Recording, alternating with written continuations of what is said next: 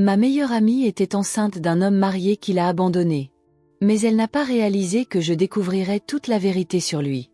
Et quand j'ai rompu, aucune de nous deux n'a pu cacher ses secrets à nouveau. Bonjour, je m'appelle Maya. J'ai 24 ans et je m'apprête à vous raconter une histoire qui a complètement changé ma vision de l'amitié, de la loyauté et de la justice. Une histoire qui montre qu'il faut parfois prendre des mesures radicales pour protéger ceux que l'on aime, même s'ils ne se rendent pas compte qu'ils ont besoin d'être sauvés. Je connais Leila depuis que nous avons 12 ans. Aujourd'hui encore, elle reste l'une des femmes les plus belles, les plus intelligentes et les plus humbles que j'ai jamais rencontrées. Beaucoup la comparent à l'actrice Katrina Kaif, et ce n'est pas exagéré. Mais si son physique attire l'attention, sa vie a été marquée par une tragédie après l'autre. Le père de Leila est mort alors qu'elle n'avait que 13 ans. Sa mère, désespérée et incapable d'élever seule sa fille, a laissé sa tante et ses oncles assumer une partie des responsabilités. C'est le début d'un cauchemar. La famille qui était censée la protéger est devenue ses plus grands bourreaux. Maya, il me déteste, m'a-t-elle avoué un jour, les larmes aux yeux. C'est comme si j'étais un fardeau que personne ne m'a demandé de porter. En grandissant, nos rencontres sont devenues de plus en plus rares. Pour une raison que je n'ai jamais vraiment comprise, sa famille avait des problèmes avec la mienne. L'atmosphère de leur maison était toxique, suffocante. Je sentais les vagues de négativité chaque fois que je devais lui rendre visite. En 2020, pendant la pandémie, le pire est arrivé. La mère de Leila a contracté le Covid-19 et est décédée en quelques jours. Leila n'a même pas pu lui dire au revoir. Je me souviens de son appel désespéré à 3 heures du matin. Elle est partie, Maya. Elle est partie et je n'ai même pas pu lui tenir la main une dernière fois. Comme si cela ne suffisait pas, la famille de sa tante l'a mise à la porte peu de temps après. Leila, orpheline et sans défense, a dû se battre seule pour survivre. Et c'est là qu'il est arrivé. Adrian Cooper. L'homme qui allait détruire ce qui restait de l'innocence de mon ami. Il y a 4 ans, Leila a trouvé un emploi dans une entreprise de technologie. Son premier patron était Adrian, un homme charmant, éloquent et, comme nous l'avons découvert plus tard, un menteur compulsif. Il est incroyable, Maya, m'a-t-elle dit, avec cette lueur dangereuse dans les yeux que j'ai immédiatement reconnue. Il me comprend comme personne ne l'a jamais fait. Ce soir-là, assise dans un petit café, j'ai eu un frisson lorsqu'elle a mentionné son âge, 28 ans. Quelque chose ne collait pas. Tu en es sûre, Leila? Il n'a pas l'air plus vieux sur les photos que vous lui avez montrées? Elle rit, balayant mes inquiétudes d'un hochement de tête. Tu as toujours été très méfiante. Des mois plus tard, la première bombe est tombée. Adrian était marié. Pire encore, il avait un jeune fils. Il est en train de divorcer, m'a assuré Leila, avec l'assurance que seuls les amoureux possèdent. Sa femme ne le traite pas bien. Il n'est pas heureux dans ce mariage. C'est la plus vieille histoire du monde. L'homme marié qui promet de quitter sa femme pour son nouvel amour. J'ai décidé d'enquêter. Une recherche rapide sur LinkedIn a révélé le premier d'une longue série de mensonges. Adrian n'avait pas 28 ans, mais 36 ans, presque 10 ans de plus que ce qu'il avait dit. Leila, il ment sur son âge. Que cache-t-il d'autre? Ce n'est pas bon signe. Mon amie, toujours si brillante dans les autres domaines de la vie, est devenue aveugle lorsqu'il s'agit d'Adrian. Tu es juste jaloux parce que j'ai enfin trouvé quelqu'un qui m'apprécie. Ces mots m'ont fait mal, mais j'ai continué à essayer de lui ouvrir les yeux. À chaque nouvelle révélation, un mensonge sur sa position dans l'entreprise, un autre sur ses voyages d'affaires qui coïncidaient avec des anniversaires et des dates importantes pour Leila, elle trouvait une justification. Il me protège, c'est tout, dit-elle. Vous ne comprenez pas à quel point c'est compliqué pour lui. Janvier 2024. J'ai reçu un appel de l'un des voisins de Leila. Votre amie a été transportée d'urgence à l'hôpital. Il y a beaucoup de bruit qui vient de chez elle. Lorsque je suis arrivée à l'hôpital, la vérité m'a frappée comme un coup de poing. Leila était enceinte. Et ce n'était pas une grossesse tranquille. Elle avait développé un problème au niveau du col de l'utérus, ce qui lui causait des douleurs atroces. Le bébé était en danger. Et Adrian? Complètement absent. Je lui ai demandé s'il était au courant de la grossesse, en lui tenant la main alors qu'elle gémissait de douleur. Il sait, a-t-elle marmonné. Mais sa femme a découvert notre existence. Il doit être prudent maintenant. Il faudra encore 2 ans avant le divorce. 2 ans. 2 ans de plus de promesses vides alors qu'elle portait son enfant complètement seule. À ce moment-là, quelque chose s'est réveillé en moi. Une colère froide et calculatrice que je n'avais jamais ressentie auparavant. Adrian Cooper n'était pas seulement un menteur et un tricheur. C'était un prédateur qui avait choisi mon ami vulnérable comme proie facile. Leila. Commençais-je en essayant de trouver les mots justes. Tu te rends compte qu'il ne quittera jamais sa femme, n'est-ce pas? Qu'il se sert de toi? Pour la première fois, j'ai vu une ombre de doute traverser son regard. Mais cela n'a duré qu'un instant. Tu te trompes sur lui, Maya. Un jour, tu verras. C'est à ce moment-là que j'ai pris ma décision. Si Leila ne pouvait pas voir la vérité, je devais la mettre en lumière, même si c'était douloureux. Adrian Cooper avait détruit la vie de ma meilleure amie. Maintenant, c'était à mon tour de détruire la sienne. Et je savais déjà exactement par où commencer. Quand Adrian Cooper m'a appelé, désespéré, la semaine suivante, j'ai compris que mon plan était déjà en marche. Ce qu'il ne savait pas, c'est que cet appel ne serait que le début de son cauchemar. Au cours des semaines suivantes, la situation de Leila s'est considérablement aggravée. Sa famille a découvert sa grossesse, et bien qu'elle ne l'ait pas mise à la porte, l'atmosphère est devenue encore plus toxique. Il me regarde comme si j'étais une ordure, m'avoue Leila en caressant son ventre. Ma tante a dit que je déshonorais la mémoire de mes parents. Et Adrian? Il a disparu. Il ne répondait plus à ses appels, inventait des voyages d'affaires, et les rares fois où il répondait, c'était par des messages courts et froids. Un après-midi, j'ai reçu un appel désespéré de sa part. Maya, j'ai besoin de parler à Adrian de toute urgence. J'avais un rendez-vous aujourd'hui. Il y a des complications avec le bébé. Mon sang n'a fait qu'un tour. Cet homme était complètement déconnecté de la santé de son propre fils. J'ai essayé de l'appeler, mais il ne décroche pas, poursuit-elle. Pourriez-vous essayer? Peut-être qu'il décrochera un numéro inconnu. Après 4 tentatives infructueuses, j'ai abandonné. Mais Leila a insisté. S'il te plaît, Maya, envoie-lui un message sur WhatsApp. Juste pour dire que c'est urgent, que c'est à propos du bébé. Leila, tu ne te rends pas compte? Il ne veut pas qu'on le trouve. Il ne veut pas s'en prendre à cet enfant.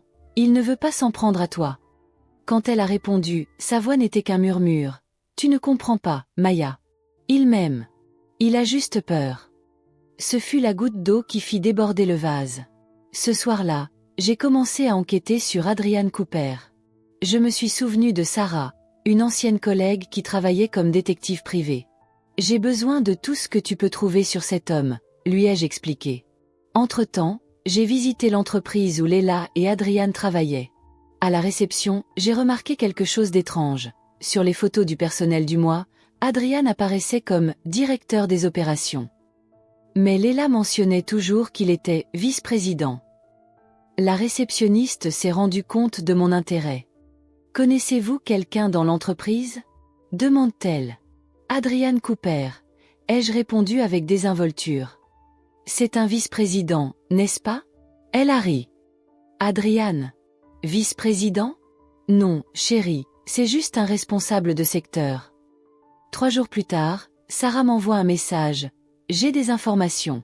Beaucoup d'informations. Je pense que nous devrions en parler en personne. Nous nous sommes rencontrés dans un café discret. Sarah avait l'air mal à l'aise. Maya, ce type est un sacré numéro, commence-t-elle en ouvrant un dossier sur sa tablette. Adrian Cooper n'est pas son vrai nom. Il s'appelle Adrian Reynolds. Il a changé de nom de famille il y a une dizaine d'années. Et quel est son passé? 3 ex-femmes, pas une seule. Et 2 procès pour harcèlement sexuel dans ses emplois précédents. Les 2 ont été réglés par des accords à l'amiable et des clauses de confidentialité. Sarah poursuit. Il a 3 enfants avec des femmes différentes, et des poursuites pour non-paiement de pension alimentaire dans 2 États différents. J'avais la tête qui tournait. Cet homme n'était pas seulement un menteur, c'était un prédateur en série. J'ai demandé ce qu'il en était de sa femme actuelle. Daphne Reynolds. Mariée depuis 5 ans. D'après ce que j'ai découvert, elle n'a aucune idée de ses autres histoires. Elle n'est qu'une autre victime. C'est alors que j'ai commencé à élaborer un plan. Sarah, j'ai besoin des coordonnées de toutes ces ex-femmes et des femmes qui l'ont poursuivi en justice. Le lendemain matin, Leila m'a rappelé, désespérée. Maya, il est venu au bureau aujourd'hui et m'a complètement ignorée. Quand j'ai essayé de lui parler dans l'ascenseur, il a dit que nous étions dans un environnement professionnel et que ce n'était pas approprié. J'ai pris une grande inspiration. Léla, écoute-moi. Tu me fais confiance? Bien sûr que oui, a-t-elle répondu en hésitant. Alors donne-moi une semaine. Juste une semaine. Après ça, je te promets que tu verras Adrian pour ce qu'il est vraiment. Il y eut un long silence. D'accord, Maya. Une semaine. J'ai immédiatement contacté chacune des femmes figurant sur la liste que Sarah m'avait donnée. Étonnamment, presque toutes acceptèrent de me parler lorsque je leur expliquai la situation de Léla. J'ai recueilli tous les témoignages, toutes les histoires de manipulation et d'abandon. Le schéma était toujours le même. Il choisissait des femmes vulnérables, mentait sur sa position, promettait des mondes et des fonds, puis disparaissait. Mais c'est Véronica, l'une de ses ex-femmes, qui a révélé quelque chose d'encore plus troublant. Adrian n'a pas divorcé de sa première femme avant de m'épouser, a-t-elle raconté. Techniquement, nous étions bigames. Je ne l'ai découvert que lorsque j'ai engagé un enquêteur. Bigamie. Un crime aux conséquences juridiques graves. J'ai demandé à Sarah de vérifier cette information. Elle m'a répondu le lendemain. C'est confirmé.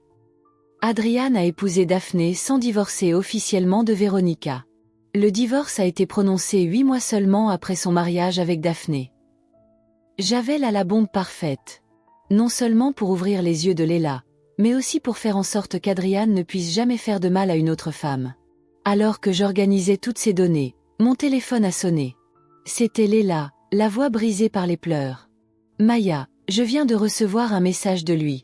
Il veut que j'avorte. Il dit qu'il ne peut pas risquer son mariage et qu'il n'a jamais voulu avoir ce bébé. Le moment était arrivé plus tôt que prévu. Léla, retrouve-moi dans 1 heure au café à côté de ton travail. Il est temps pour toi de rencontrer le vrai Adrian Cooper. Ou devrais-je dire Adrian Reynolds? Un silence pesant s'ensuivit. Puis, d'une voix que je n'avais jamais entendue auparavant, un mélange de confusion et de détermination, elle répondit. Maya, qu'as-tu découvert? Tout, Léla. Absolument tout. Et quand nous aurons fini de parler, tu comprendras pourquoi nous devons agir maintenant. C'est ainsi que commença la phase finale de mon plan. Un plan qui allait non seulement sauver Léla et son bébé, mais aussi faire en sorte qu'Adrian Reynolds paie pour chacun de ses mensonges, pour chaque cœur qu'il avait brisé, pour chaque vie qu'il avait ruinée. Ce qu'il ne savait pas, ai-je pensé en raccrochant, c'est que lorsqu'il s'agit de protéger ceux qu'on aime, il n'y a pas de limite à ce qu'on est prêt à faire. J'ai trouvé Léla à la cafétéria, le visage tuméfié par les pleurs. J'ai posé un dossier sur la table et lui ai pris les mains. L'homme que tu aimes n'existe pas, Léla. C'est une fabrication, un personnage créé pour te manipuler, comme il a fait avec beaucoup d'autres femmes. Que veux-tu dire par plusieurs autres? J'ai ouvert le dossier et montré les photos. Adrian avec sa première femme, Caroline. Avec sa deuxième, Véronica. Avec sa troisième, Mélissa.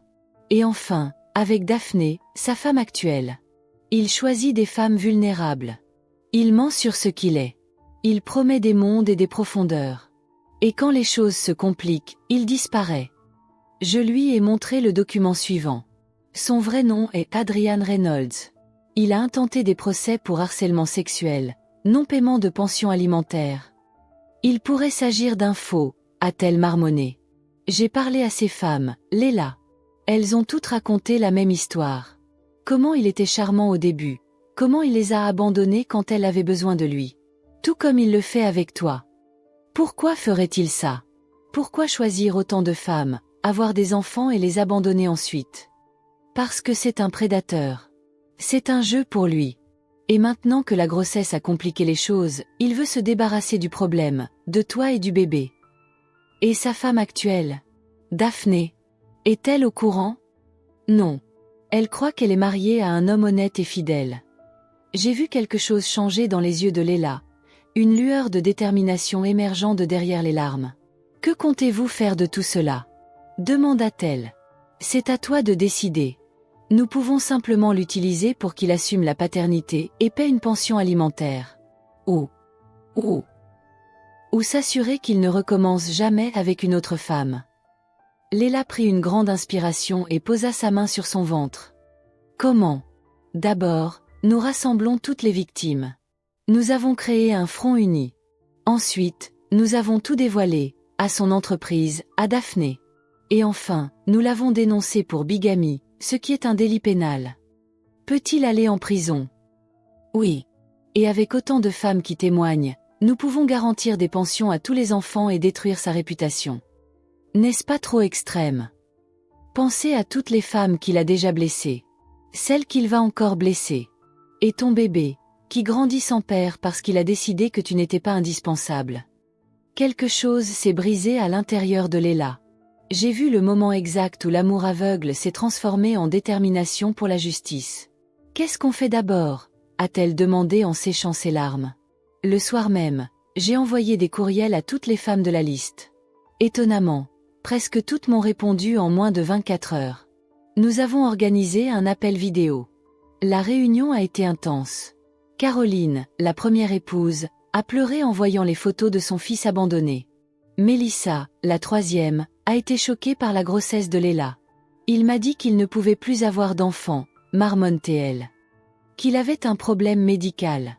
Ensemble, nous avons élaboré un plan. Chaque femme apporterait ses preuves, messages, documents, dossiers. Je coordonne le tout. Véronica, la seconde épouse, a eu une idée. Et si nous prétendions que Léla envisage d'avorter, comme il a demandé? Nous pourrions enregistrer la conversation et lui faire admettre tout ce qu'il a dit. J'ai regardé Léla, inquiète. Serais-tu à l'aise avec ça? Elle a hoché la tête, déterminée. Je ferai tout pour protéger mon fils et l'empêcher de détruire d'autres vies. Le plan a pris forme. Léla enverrait un message disant qu'elle envisageait l'avortement, mais qu'elle avait besoin de discuter des détails en personne. Pendant ce temps, Sarah et moi mettions en place le piège, un café discret avec du matériel d'enregistrement. Le lendemain, Léla m'appelle toute excitée. Il est d'accord. Demain à 17 heures. C'est parfait. Mais tu n'iras pas seule. Je serai à une table voisine, sous couverture. Sarah surveillera tout. Et nous aurons du matériel d'enregistrement professionnel. Nous avons tout préparé dans les moindres détails. Sarah a fourni des micros discrets pour Léla. J'ai dressé une liste de questions qui incrimineraient Adrian. Faites-lui avouer les autres enfants et le fait qu'il n'a jamais eu l'intention de divorcer de Daphné. Si possible, mentionnez la falsification de documents. Le grand jour arriva. Léla est nerveuse, mais déterminée. L'idée de le regarder en face en sachant tout ce que je sais. Tu vas y arriver. Nous faisons cela pour vous, pour votre bébé et pour toutes les femmes qu'il a blessées ou qu'il pourrait blesser. Au café, Léla a choisi une table au fond. Je me suis assis 3 tables plus loin, déguisée. Sarah surveillait tout depuis une camionnette garée devant la maison. Adrian est arrivé à l'heure. Grand, élégant, sûr de lui. Avec ce sourire répété qu'il arborait avec toutes ses autres victimes. Merci de me recevoir, commença Léla. J'avais besoin de parler de la situation. As-tu pensé à la solution que je t'ai proposée? Demanda Adrian en regardant autour de lui nerveusement. Tu veux dire l'avortement? Dit Léla brusquement, ce qui le fit grimacer. Baisse d'un ton, siffla-t-il. C'est la meilleure chose à faire pour nous tous. Pour nous tous. Tu veux dire pour toi et ta femme? Son visage pâlit. Léla, mon mariage est compliqué. J'ai besoin de temps. Du temps. Comme tu en as eu besoin avec Caroline? Ou avec Véronica? Ou avec Mélissa? Le choc sur le visage d'Adrian était inestimable. Ses yeux s'écarquillèrent, sa bouche s'ouvrit et se referma plusieurs fois. Il ne sait pas de quoi tu parles. Je ne sais pas de quoi vous parlez. Vos ex-femmes. Ou devrais-je vous appeler Adrian Reynolds? C'est votre vrai nom, n'est-ce pas? Il s'est levé brusquement. Cette conversation est terminée. Si vous partez, la prochaine fois que nous nous rencontrerons, ce sera au tribunal, a déclaré Léla. J'ai des preuves de tout, Adrian. La bigamie, les enfants abandonnés, les procès pour harcèlement. Il se figea, alternant entre pâleur et rougeur. Lentement, il se rassit. Qu'est-ce que vous voulez? Demanda-t-il d'une voix menaçante. C'est à ce moment-là que je me suis levée et que je me suis dirigée vers leur table, en enlevant mon déguisement. Elle veut la justice, répondis-je, et pas seulement pour elle. Le regard paniqué qu'Adrian me lança était presque comique. Qui êtes-vous? Je suis Maya. L'amie qui va s'assurer que tu ne feras plus jamais ça à une autre femme. Le visage d'Adrian est devenu aussi blanc que du papier.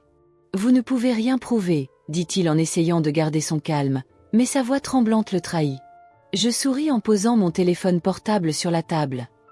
Nous enregistrons cette conversation, Adrian. Et ce n'est pas tout. À ce moment-là, comme si tout avait été répété, Sarah est entrée dans le café, suivie d'une femme élégante d'environ 35 ans. Daphné, murmura Adrian en se levant brusquement. Qu'est-ce que vous faites ici? Daphné Reynolds, l'actuelle épouse d'Adrian, s'approcha lentement de la table, ses yeux passant d'Adrian à Léla, au ventre de Léla et enfin à moi. Alors c'est vrai, dit-elle, d'une voix étonnamment calme. Tout ce qu'ils m'ont dit. Tout. Adrian lui tendit la main. Love, ce n'est pas ce que tu crois. Ces femmes inventent des histoires pour... Tais-toi, l'interrompt Daphné en se retirant. J'ai passé la semaine dernière à éplucher des documents, des photos, des messages.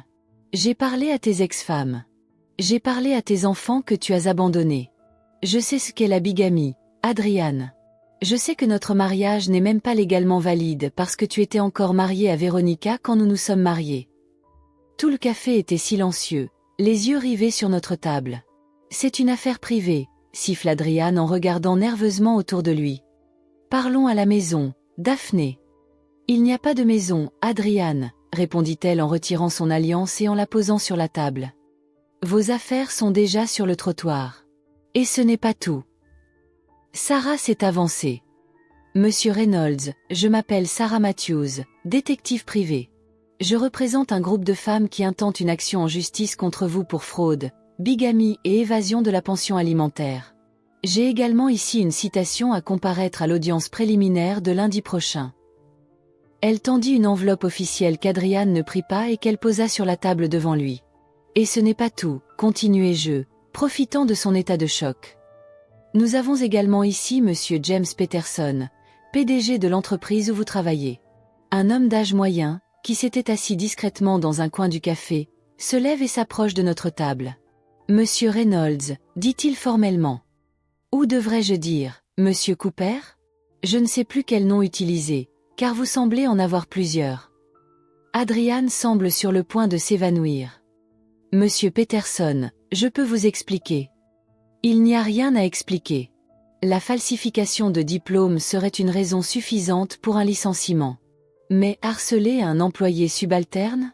Cela viole explicitement notre code de conduite. Votre contrat est résilié, avec effet immédiat. Adrian s'affaissa dans son fauteuil, vaincu. Vous ne pouvez pas me faire ça, a-t-il marmonné. Nous l'avons déjà fait, ai-je répondu. Et vous savez ce qui est le plus ironique? Tout cela aurait pu être évité si tu avais simplement accepté tes responsabilités envers Léla et le bébé. Si tu avais été honnête une seule fois dans ta vie. Léla, qui observait tout en silence, prend enfin la parole. Pourquoi, Adrian? Pourquoi faire ça à tant de femmes? Avec tant d'enfants innocents? Pendant un moment, il a semblé qu'il ne répondrait pas. Puis, avec un soupir vaincu. Parce que c'était facile. Vous avez cru tout ce que j'ai dit. C'était un jeu. Daphné sanglote en entendant cela, et Sarah la guide doucement vers une chaise. Eh bien, le jeu est terminé, ai-je déclaré. À partir d'aujourd'hui, tu devras faire face aux conséquences de chaque mensonge, de chaque cœur que tu as brisé, de chaque enfant que tu as abandonné. Un mois plus tard, nous avons assisté à la condamnation d'Adrian à 3 ans de prison pour bigamie et falsification de documents. Le juge lui a également ordonné de verser une pension alimentaire pour tous ses enfants, y compris le bébé de Léla, qui doit naître dans 5 mois. Mais la vraie victoire n'a pas été de voir Adrian derrière les barreaux. C'est la transformation de Léla. 6 mois après la confrontation au café, nous étions assis dans le jardin de sa nouvelle maison. Un petit appartement qu'elle avait réussi à louer plus près de son nouveau travail. Son ventre est désormais énorme, le bébé devant naître dans 2 semaines. Vous savez ce qui est le plus étrange? Me dit-elle en caressant son ventre. Je me sens reconnaissante envers lui, d'une certaine manière. Reconnaissante? À Adrian? Ai-je demandé, perplexe. Elle sourit. Pas pour ce qu'il a fait, évidemment. Mais pour ce que je suis devenue grâce à tout cela. Je n'aurais jamais imaginé être capable d'affronter quelqu'un comme ça. De reconstruire ma vie toute seule. De me préparer à être une mère célibataire. Elle marque une pause, regardant l'horizon. Avant, Je me définissais par les relations, par l'approbation des autres. Maintenant, je sais que je suis bien plus forte que je ne l'ai jamais imaginé. Je lui ai pris la main. Tu as toujours été forte, Léla. Tu avais juste besoin d'une occasion de le découvrir. Le plus surprenant, c'est ce qui est arrivé aux autres femmes. Ce qui avait commencé comme une alliance pour faire tomber Adriane s'est transformé en un réseau de soutien. Caroline, Véronica, Mélissa, Daphné et Léla, des femmes qui n'avaient en commun que d'avoir été trompées par le même homme, sont devenues des amies, des confidentes, des sœurs de combat. Ensemble, elles ont créé un groupe de soutien pour d'autres femmes ayant vécu des situations similaires. Elles l'ont baptisé « Survivantes, pas victimes ». Un espace où les femmes pouvaient partager leur histoire, recevoir des conseils juridiques, et surtout, savoir qu'elles n'étaient pas seules. Quant à moi, j'ai appris une leçon précieuse sur l'amitié et la justice. Parfois, aimer quelqu'un signifie avoir le courage de lui montrer des vérités douloureuses. S'opposer au mal, même lorsqu'il semble plus facile de s'éloigner. Le jour où la fille de Léla est née, une belle petite fille en bonne santé appelée Hope, je me tenais à côté d'elle dans la salle d'accouchement, lui tenant la main alors qu'elle mettait au monde une nouvelle vie. « Maya », a-t-elle dit, épuisée mais rayonnante, en tenant son nouveau-né dans ses bras. « Je veux que tu sois sa marraine. » Les larmes ont coulé sur mon visage. J'en serais honorée. Léla a souri. « Je veux que tu lui racontes cette histoire quand elle sera grande. Pas sur la façon dont elle a été trompée par un homme, mais sur la façon dont elle a trouvé sa force. Sur le fait que parfois, les personnes que nous aimons le plus nous blessent, mais aussi sur la façon dont nous pouvons nous reconstruire, plus fort que jamais. » J'ai hoché la tête en regardant le petit visage parfait de Hope. Et je vais aussi lui parler de l'amie la plus courageuse que j'ai jamais rencontrée. Qui a affronté non seulement son ennemi, mais aussi ses propres peurs. Qui a transformé sa douleur en but. Aujourd'hui, 3 ans plus tard, Adriane est toujours en prison. Ses ex-femmes et ses enfants ont tourné la page, chacun à sa manière. Et Léla? Non seulement elle est une mère formidable pour Hope, mais elle a aussi terminé ses études et travaille maintenant comme conseillère pour les femmes en situation de vulnérabilité. Quant à la jeune fille peu sûre d'elle qui a cru aux promesses vides d'un homme manipulateur, elle n'existe plus. Elle n'existe plus. À sa place se trouve une femme qui connaît sa valeur, qui connaît le pouvoir de sa voix et qui a transformé son histoire douloureuse en une histoire d'espoir et de rédemption.